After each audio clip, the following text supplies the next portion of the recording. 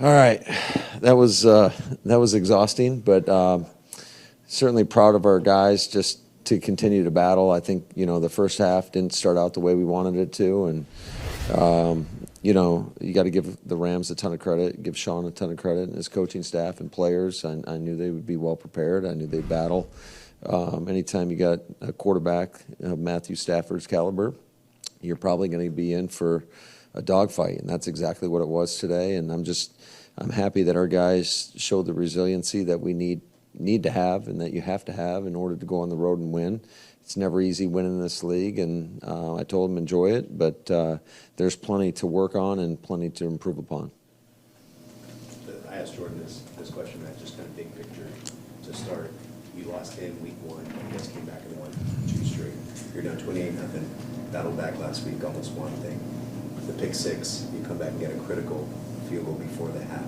The resiliency you talked about, is that something that you kind of instill in the team, or is that just how the roster's built? Kind of where does that come from, and how can you build it? Well, you can talk about it till you're blue in the face, but whether or not the guys do it, I mean, no, I think it's just that's the mindset you have to have, whether it's in football or in life. I mean, there's going to be some things that happen to you and that are out of your control, and all you can do is the only thing you can control is how you respond to everything. And I think, specifically with Jordan, I think that's one of his superpowers. And we've seen it since the day he got drafted is, he just doesn't blink when the pressure comes. And I think last year was pretty indicative of that, the struggles that we had, obviously, and his ability to overcome. I think, that drive, obviously, when you throw a pick 6, that's never fun.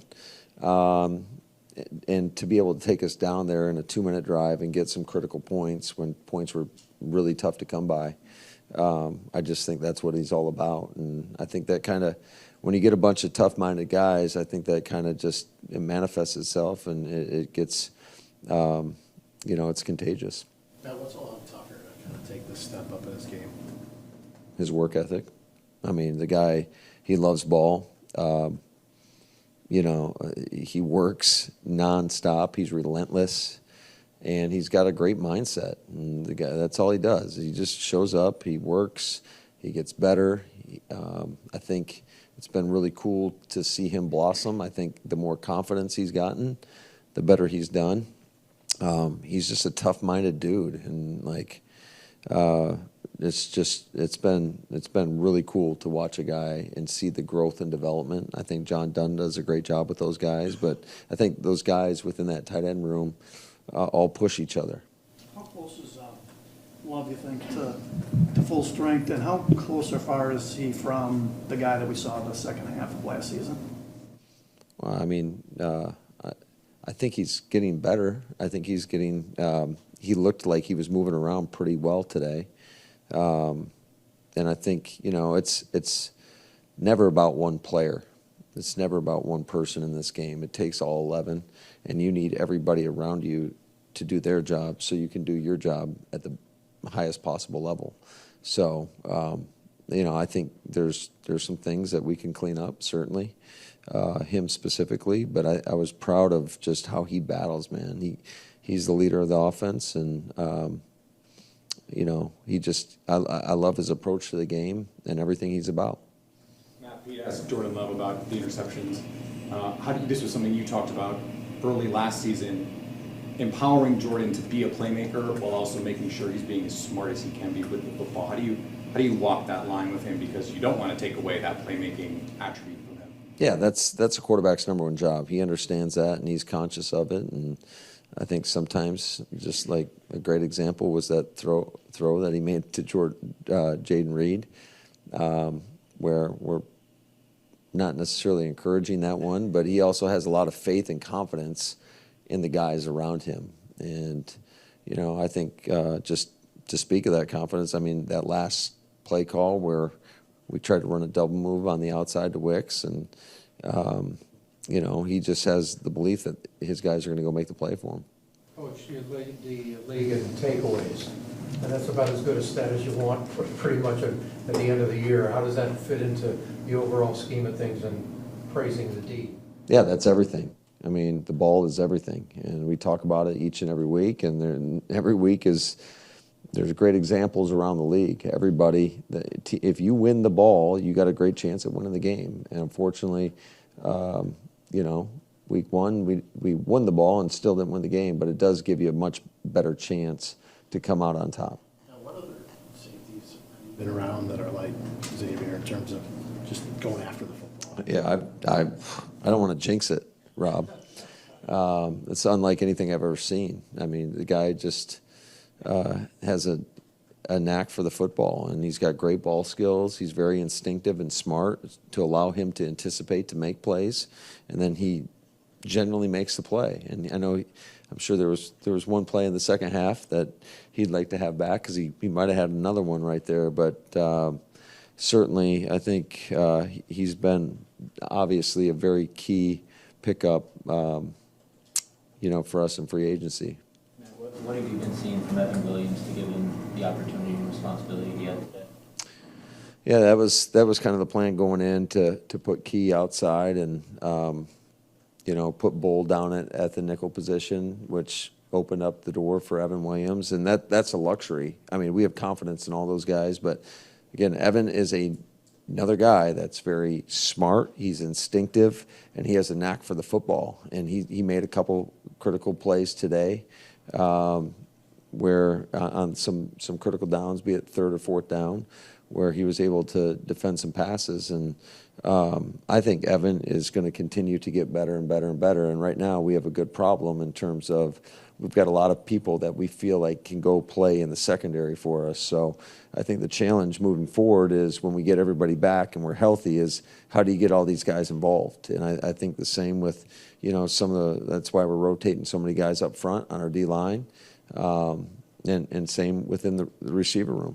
Nice to be above water at 3-2, but overall, after 5 weeks, what do you want to see get better in the next 5 weeks? Yeah, you either get better or you get worse. You're never staying the same, and every week is a new challenge. And I know that's a lot of coach speak, but I believe in that. And but I think it all starts with your preparation and how you approach it, and your willingness to put the work in to strive to get better in practice, and that gives you the confidence to go out there and make plays in the game. There's certainly a lot of areas where we have to get better.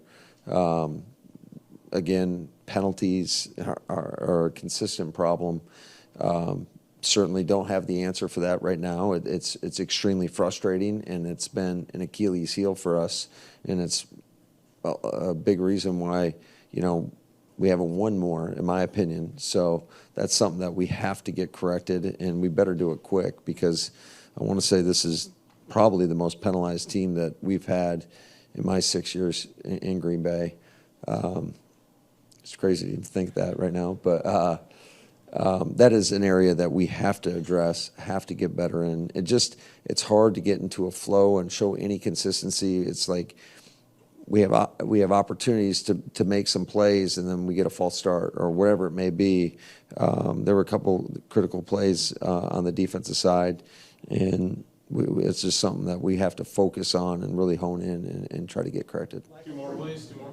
Say lack of preseason games though with starters. How much does that come into play? I know a lot of teams. I don't know. I mean, you could say that. I mean, you can look at everything. I mean, but if you play your guys a lot more in the preseason, do you have all your guys? So it's a double-edged sword, and you're only right if you're right. So. And how much did the Doubs thing affect your work week, and do you expect him back and playing next week? Yeah, I'm looking forward to our conversation tomorrow.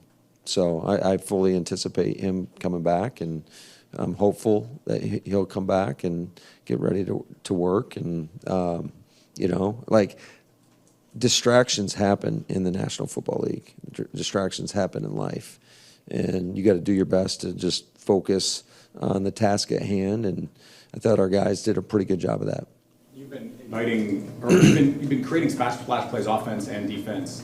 As a head coach, I'm sure you're like, hey, we'd love to execute better down to down, but are you kind of okay being aggressive and inviting a little bit of that variance if you can create the explosives on both sides? Yeah, I think explosive plays lead to points. I mean, that's a fact. The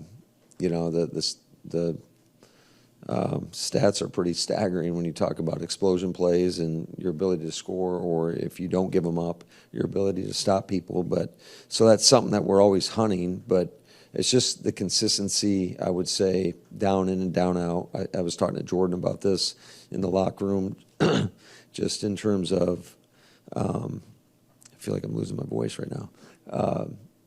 It seems like we're a little bit feast or famine offensively, in terms of we either get the big plays and we go score, or there's no big plays and we're punting. So we do have to get a little bit more consistency, I would say, just making sure we're getting positive plays, staying ahead of the sticks, trying to stay out of the third downs as best we can.